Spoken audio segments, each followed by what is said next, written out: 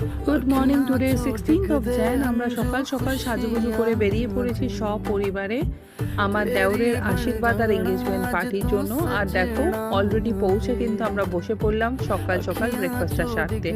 তারই মাঝখানে তোমাদের সাথে শেয়ার করলাম কনেপক্ষকে যে তত্ত্বগুলো আমরা দেবো আশীর্বাদে সেটা, আর সাথে নিজেকেও। তারপর ঘরের মধ্যে কাজ হলে যেটা হয়, তো দেখতেই পাচ্ছ সবাই সবার মতো ব্যস্ত। তারপর আমিও বসে পড়লাম আমার জায়ের সাথে আশীর্বাদের জায়গাটা সুন্দর করে ফুল দিয়ে সাজিয়ে দেওয়ার জন্য।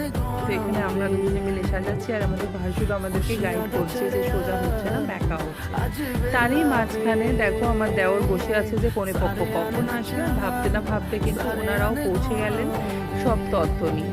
তো এগুলো ছিল আশীর্বাদের তত্ত্ব। তারপর আমার দেওরকে নিয়ে যাওয়া হচ্ছে আশীর্বাদের জন্য। এই যে আশীর্বাদে অলরেডি বসে পড়েছে দুজন দুদিকে। তারপর ওদেরকে আবারও এক জায়গায় এনে বাকি যারা ছিল তারা সবাই মিলে আশীর্বাদ করছে। এই যে আমার যা করছে, তারপরে আমিও করছি। তো তোমরাও কিন্তু ওদেরকে অনেক অনেক উইশ করো যাতে ওদের নতুন লাইফ খুব সুন্দরভাবে যায়। তো খুবই ভাল লাগছিল আজকের দিনটা, যেরকম হয় ফ্যামিলিতে বিয়ে থাকলে। তো চলো, তারপর আমি আশীর্বাদ করে ওদের হাতে তুলে দিলাম একটা ছোট্ট উপহার আমার আর হিমাশিসের তরফ থেকে। দেন সোজা চলে গেলাম লাঞ্চ সারতে, কারণ একটু বাড়ি ফিরতে হবে। তো অলরেডি দেখো এরা বসে পড়েছে লাঞ্চে। তারপর আমি এসেও যোগ করলাম আমার জায়ের সাথে। তো আমরা সবাই একসাথে লাঞ্চ করছি। লাঞ্চে ছিল ভাত, সবজি, ডাল, ছিল ঝুরি আলু ভাজা, সাথে তোপসে ফ্রাই, এরপর এলো স্যালাড, ভেটকি পাতুরি, কাতলা কালিয়া, আর সাথে ছিল পায়েস আর মিষ্টি।